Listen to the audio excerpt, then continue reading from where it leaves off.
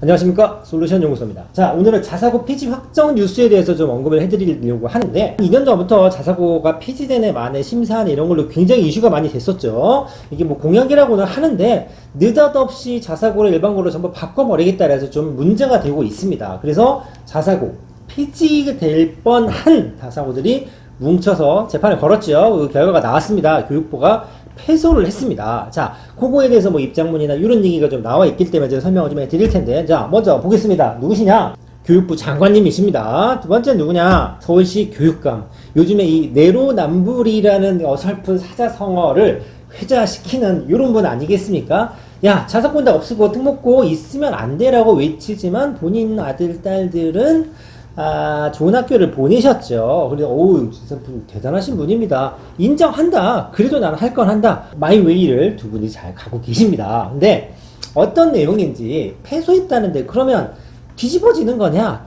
이게 좀 애매합니다만, 제가 설명을 좀 해드릴 테니까, 앞으로 어떻게 될 것인가, 요 정도는 좀 알고 계시면, 적어도 수험생 학부모님들은 좀 도움이 되지 않을까 해서 영상을 찍어보고 있습니다. 자, 무슨 얘기냐면, 서울과 부산, 경기도에서 교육청이 10개 자사고 굉장히 많습니다. 전국에 굉장히 수십 개가 있는데 그중에 10개를 찍어서 야, 니넨 자사고를 유지하기에는 뭔가 좀 부족함이 있는 것 같아. 일반고로 전환을 시켜라 라는 식의 뭔가를 제안을 하고 명령을 내렸죠. 그랬더니 느닷없이 야, 우리 잘하고 있는데 무슨 소리야 해서 재판을 걸었다는 얘기입니다. 근데 뭐가 문제냐면 야, 자사고 없앨 거야 안 돼 이게 아니라 뭘 졌냐면 갑자기 몇 년 전부터 야, 이런 거 준비해야 돼, 이런 데에서 점수를 낮게 받으면 니네 자사고 폐지될 수 있어, 이게 아니라 느닷없이 야, 우리가 조사 한번 해봤거든, 니네 안 돼, 탈락, 이런 식이 된 거죠. 그래서 야, 니네 좀 무대뽀로 일을 진행했어, 느닷없이 이렇게 바뀐 거는 말이 안 돼 라고 해서 재판을 걸었고 거기에서 패소를 한 것이죠. 다시 말해서 자사고를 없애지 못하게 된 게 아니란 얘기입니다. 절차상의 문제를 지적받았다는 얘기죠. 이것도 조금 좀 애매합니다. 기사에 보면 이런 뉴스가 있죠. 이 부분에 대해서 사과를 하지 않았다. 야, 실수로 내가 한 대 때렸는데 사과, 미안해, 내가 좀 다시 한번 얘기 좀 해보고 생각 좀 해볼게, 그러고 때릴 걸 그랬어 라고 했는데 나중에 야, 너 잘못했어, 거기서 왜 그런 짓을 해 라고 했는데 사과를 하지 않은 꼴이 되는 거죠. 조금 한소리 들을만한 부분이긴 합니다만, 자, 그래서 어떻게 하냐면 비하인드 스토리는 이렇습니다. 2019년에 10개 자사고 지정 취소를 교육청에서 이 학교들은 일반고로 바꾸는 게 좋겠습니다. 그래서 교육부에서 오케이, 허락한다, 없애라 라고 했는데 문제가 생긴 것이죠. 좀 전에 말했던 것처럼 심사 기준이 자꾸 바뀌었고 준비할 시간이 좀 촉박하게 늦게 통보를 해서 적절치 못한 절차에 관해서는 인정한다, 1심 재판부의 결정을 존중한다, 요런 뜻입니다. 그래서 이걸 보고 이제 학부모들이 뭘 하냐면 빠르지 않습니까? 벌써 이런 일이 생기니까 한 2년째 돼가니까 뭘 했냐면 성균관대에서 어느 이 박사분이 연구를 좀 해봤답니다. 여론조사죠. 서울에 있는 학부모들, 아무래도 이 특목자사고 얘기는 서울 학생들이나 서울 학부모님들 좀 민감하죠. 1000명 정도를 가지고 여론조사를 좀 해봤답니다. 자, 요즘에 교육정책이 이렇게 돌아가는데 앞으로 어떻게 될 것 같습니까? 이 부분에서 긍정적인 평가를 하십니까? 아니면 마음에 들지 않습니까? 라고 물어봤더니 자사고 폐지에서는 전체적으로 부정적인 의견이 좀 많았다라고 합니다. 자, 그래서 10명 중 7명이 야, 자사고가 없어지면 흔히 말해서 강남 8학군이죠. 옛날에 들어보신 적 있으시죠? 그쪽에 공부 잘하는 애들의 몰빵이 될 거 아니냐, 이거 문제다 라는 얘기입니다. 자, 조금 더 자세히 살펴보면 이럽니다. 여론조사 결과가 이렇답니다. 야, 그거 자사고 없어지면 사교육 의존도가 높아지지 않겠어? 야, 정시가 확대되고 경쟁이 심화가 되면 당연히 학원본에서 공부시키지, 똑같이 기회 주고 똑같은 교육과정에서 공부한다고 그래서 알아서 공부하겠어? 라는 식이죠. 64%가 그렇게 생각한답니다. 물론 뚜껑 열어봐야 알겠지만 그래도 1000명 정도 되는 부모님들이 한 과반수가 훨씬 넘는 비율이 그러지 않겠어라고 생각한다는 얘기죠. 그 다음에 요거 재밌죠? 차기 정권에서 정책이 반복되는 게 55%입니다.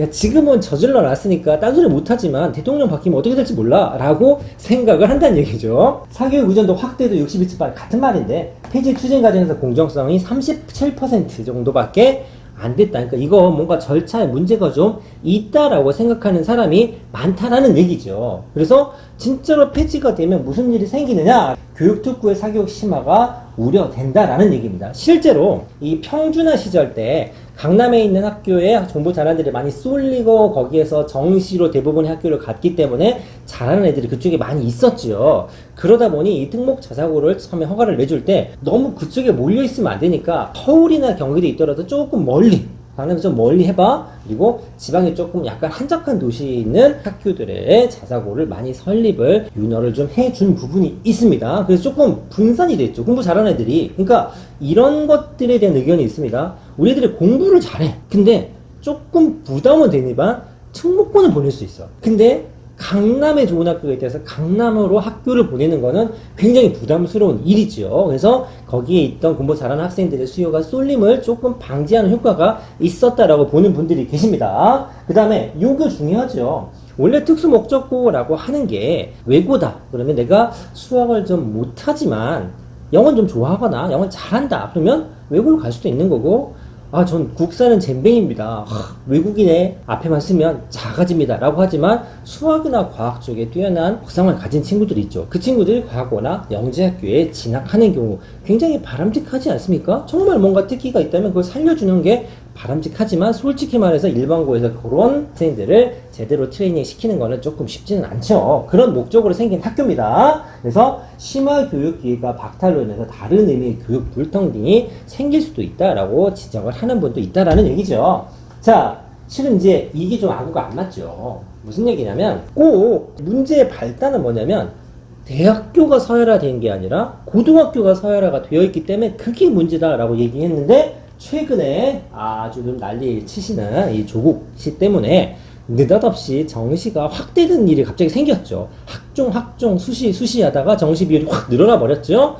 솔직히 말해서 정시가 확대가 되면 수능 시험으로 대학 입시가 결정이 되는데 과연 이게 평준화처럼 자사고가 없어진다고 해서 수능 공부를 안 시키고 평등한 교육을 시킬 수 있느냐, 이런 부분에서는 부정적인 생각을 가진 분이 되게 많다라는 얘기입니다. 그래서 당연히 공교육에서도 어느 학교든지 간에 특목고든 아니든 입시 공부를 시킬 수밖에 없고, 당연히 그러면 사교육 학원 보낸다라는 얘기죠. 그래서 같은 얘기입니다. 오히려 이런 연구 결과도 있대요. 중3 때 상위권 학생들이 특목고에 진학해서 경쟁을 하다 보니 오히려 더 공부도 열심히 하고 성적이 올랐다. 그러니까 중학교 때부터 열심히 하던 애들이 고등학교 가서 마음 편하게 대학을 간다거나 특혜를 본다기보다는 그 안에서 경쟁을 통해서 더욱더 발전하는 사례도 있었다. 뭐 이런 식의 얘기들을 한다고 합니다. 자, 그래서 연령별 평가인데 뭐 이렇대요. 부정, 긍정, 무응답. 아무래도 최근의 입시 정책에 대해서 찬성하는 보다는 부정적으로 보는 분들이 많죠. 왜냐하면 뭐가 너무 많이 바뀌었어요. 뭔가 일관성이 있다기보다는 좀 약간 주먹구구식이라기보다는 막 우격다짐으로 한번 말 꺼내면 무조건 앞뒤 안 보고 마이웨이 스타일로 밀어붙이는 부분이 좀 있었기 때문에 그런 부분에서 제도가 설사 긍정적인 면이 있다고 하더라도 이 절차상에서 여러 가지로는 조금 평가를 안 좋게 받고 있는 것 같습니다. 자사고 폐지 향후 변화 여상 뭐 이렇게 쭉 나와 있죠. 학력 격차, 사교육 아까 했던 얘기고 하향 평준화 이렇게 돼 있는데 대부분의 학교 또는 학생 또는 학부모님들이 이렇게 생각한다라고 여론조사를 했더니 결과가 나왔다고 합니다. 이거 특정 개인의 의견도 아니고 제 생각도 아닙니다. 자, 이게 되게 재밌는 건데 현재 정부의 교육 정책에 대해서 100점 만점이면 몇 점을 드리겠습니까? 라고 1000명한테 물어봤답니다. 그랬더니 뭐가 나왔냐면 평균 52점이 나왔습니다.